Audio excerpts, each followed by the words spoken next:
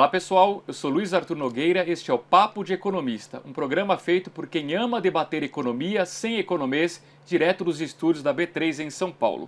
Conosco nesta semana, Flávio Serrano, economista sênior do Haitong. Flávio, hoje no último bloco, as projeções econômicas. Desemprego médio no ano 12%, é melhor do que 2017, isso, é isso? É melhor, continua caindo. Mas por que cai tão lentamente? Processo de retomada, é natural que isso aconteça. Se a gente for olhar só a ocupação, ela já vem crescendo e deve continuar crescendo. Mas em momentos de retomada, é natural que as pessoas percebam a situação econômica melhor e passem a ofertar mais emprego. Então a taxa de desemprego, às vezes, ela sofre um pouco de pressão com isso. Então, olhando para o desemprego, às vezes você pode ser traído. A gente pode pegar o exemplo contrário. Em momentos de depressão econômica, o desemprego pode cair, né? Então o que está acontecendo agora é isso. Tá. Início do processo de retomada, a ocupação vem aumentando, tem pessoas percebendo a melhora da economia, ofertando mais trabalho, e aí o desemprego começa a cair lentamente. Muito provavelmente, já no final do ano, esse ritmo de queda deve se intensificar. Mas no primeiro semestre ainda, ele é mais moderado. Um PIB de 2,2%. É um bom resultado, Sim. o dobro do ano passado, Sim. mas tem gente, por exemplo, falando em 3%. Por que você está mais, não sei se é conservador a palavra, mas... Talvez por conta desse desemprego mais elevado. Tá. Né? Então, no primeiro semestre, provavelmente, ainda vai haver uma certa restrição para o consumo, mesmo melhorando por conta dessa taxa de desemprego mais alta. No segundo semestre, a gente deve começar a ganhar impulso e talvez 2019 seja bem melhor. Tem risco de crescimento maior, né? A gente tem taxa de juros baixa, o BC talvez até corte mais, a gente não sabe, não acabou o processo de flexibilização, mas a gente está mais conservador com o crescimento por conta desse desemprego elevado. IPCA 4%, aqui não temos problema, né? Não, tá em torno disso, vai ser um pouquinho mais baixo ou um pouquinho mais alto, dependendo da alimentação.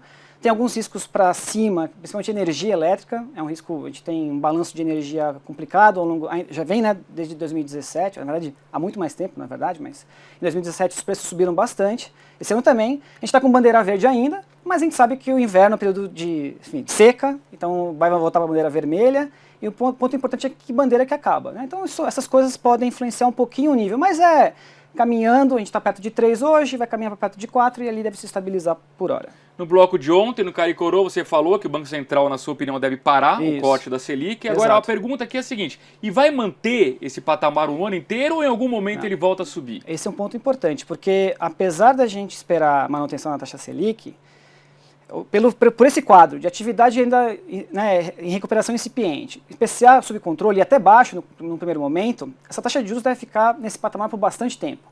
A gente diria que tem mais chance de ficar além de 2019, assim, virando 2019, do que ser antecipado e o BC ter que subir antes.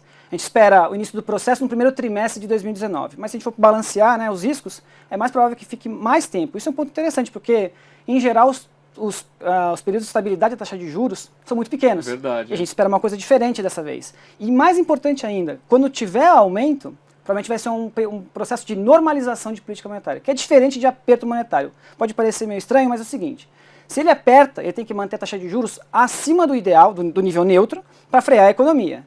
Se ele normaliza, ele só coloca a taxa de juros no nível neutro. Então, se a gente pegar o que nós esperamos e o mercado espera, é uma Selic que, quando ela for subir, 8, 8,5%.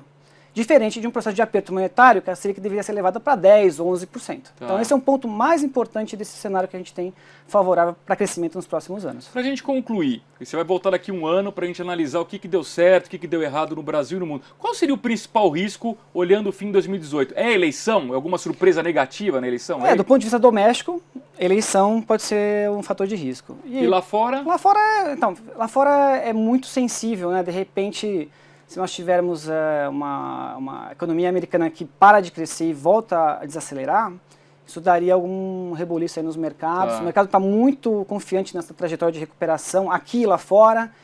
Isso poderia, né, a percepção de risco muda muito e aí investimento retrai, enfim, aí a gente volta de novo a uma postura conservadora. Flávio, por favor, faça um visto então aqui nas projeções. A ideia, como eu disse, o Flávio volta daqui um ano para a gente analisar o que aconteceu no Brasil e no mundo e que afetou as projeções. Combinado? Combinado. Para a gente concluir, para ver o seu termômetro de humor, hoje você compra ou vende Brasil? Compra. Compra Brasil. Muito bem, Flávio, obrigado pela presença.